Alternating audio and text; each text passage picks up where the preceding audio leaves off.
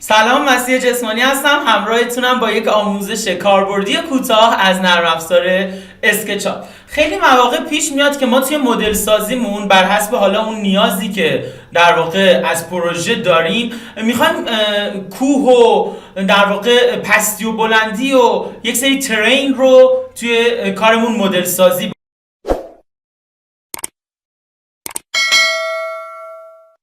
بکنیم. میخوام یه پلاگینی رو بهتون معرفی بکنم که خیلی راحت بهتون کمک میکنه تا این کار رو انجام بدید. خب بریم درس رو شروع بکنیم. من میام اینجا یه پلین ساده ای رو ترسیم میکنم، یک رکتانگل خیلی ساده ای رو اینجا ترسیم کردم و ریورسش هم میکنم که در واقع بردارهای نرمال سطح خودم رو درست ببینم. توی قدم بعدی میام و یک در واقع باکسی هم اینجا ترسیم میکنم. هم یک پلین دارم و هم یک باکس دارم. حالا من دارم توی اسکیل کوچیک براتون مثال میزنم، شما میتونید توی اسکیل خیلی بزرگتری این کار رو انجام بدید و همونطور که گفتم به اون نیاز خودتون برسید. ببینید بچه ها، الان به وسیله پلاگینی به نام ایرود که یکی از پلاگین های در واقع معروفی هست که در واقع توسط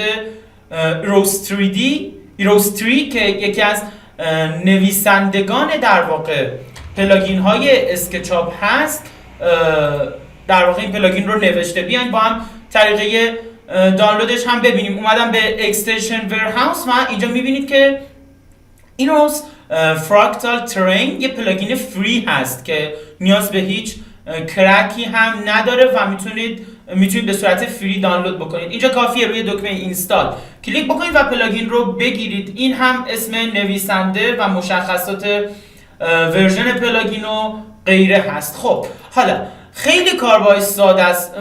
کافیه که شما انتخاب بکنید اون سطح خودتون یا اون حجم خودتون رو و بعد از منوی اکستنشن در واقع بیاید و پلاگین مربوط یعنی ایرود رو کلیک بکنید.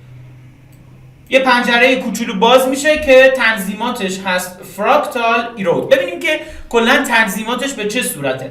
دو تا پارامتر داره. یکی در واقع کلا اینو بگم، این دو تا پارامتر روی میزان پستی و بلندی کارتون و اون نویزی که حالا اصطلاحاً روی کار میفته کنترل داره. آتریشن، من میام توی دفعه اول آتریشن رو روی 4 میذارم. قبلش بذارید چند تا کپی از اینها بگیرم. چند تا کپی میگیرم از شکل مورد نظر خودم.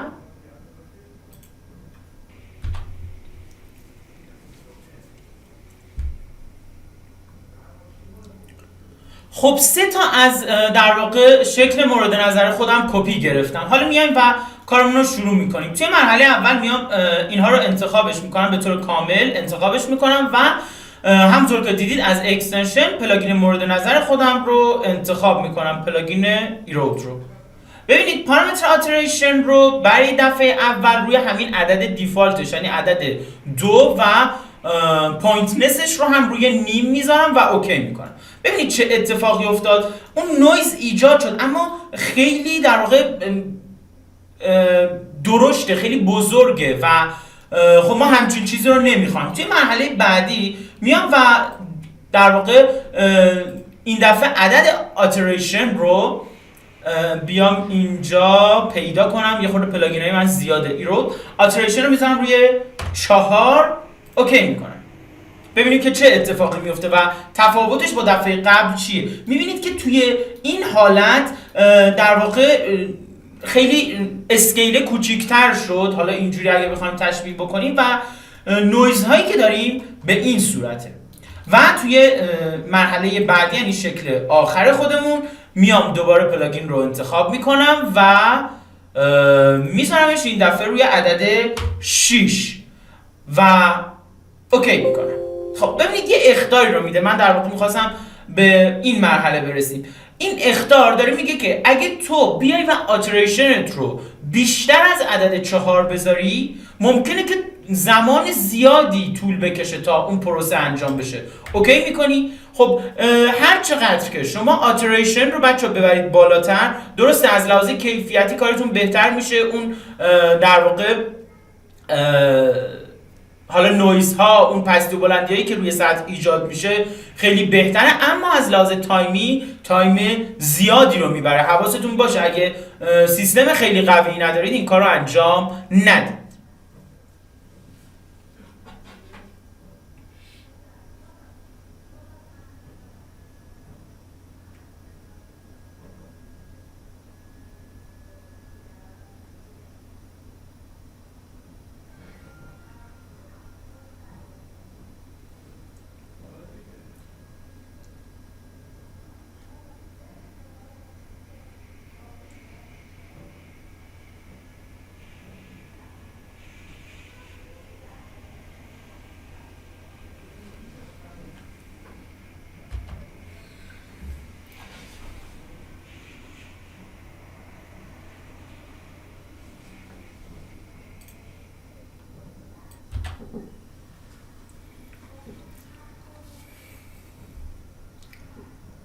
خب برای شکل در واقع سوممون این دفعه میام و پارامترها رو جور دیگه ای تنظیم میکنم. میام توی اکستنشن پلاگین رو انتخاب میکنم، آتریشن رو میزنم روی همون عدد 4، یعنی عددی که برای شکل قبلی در نظر گرفتم، اما پوینتنس رو میام و 2 برابرش میکنم، یا در واقع 3 برابر میذارمش روی 1.5 و اوکی میکنم. ببینیم که حالا این دفعه با زیاد کردن پوینتنس چه اتفاقی میفته. ببینید اصلا بچه شکل ما به هم ریخت. کار پوینتنس چیه؟ کار پوینتنس اینه که میاد و